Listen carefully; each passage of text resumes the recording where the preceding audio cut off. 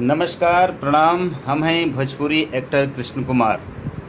रउरा लोगिन के प्यार और आशीर्वाद पाके आज यहाँ तक पहुँचल बानी और रउरा लोगिन के प्यार के भी अभी आगे बहुत ज़रूरत बा। हम रउरा लोगिन के बतावे जा रहल बानी काशी विश्वनाथ की नगरी बनारस। जी हाँ, बनारस में हमारे एक हमदम दोस्त संजय सिंह व काजल सिंह दोनों की जुगलबंदी से एक बहुत बढ़िया चैनल खुलल बा, जौना चैनल के नाम है ग्रीन टोन इंटरटेनमेंट।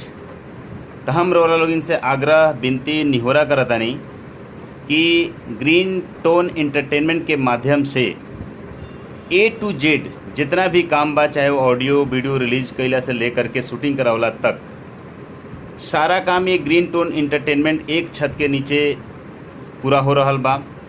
अभी बहुत ही जल्दी खुलल बा। ये हमारे दोस्त हैं संजय सिंह व एक अभिनेत्री हैं काजल सिंह। ये दोनों आदमी मिल करके इस चैनल को निर्माण किए हैं। तो रउरा लोग इनसे आग्रह बा कि अधिक से अधिक संख्या में ये चैनल के प्रमोट करी।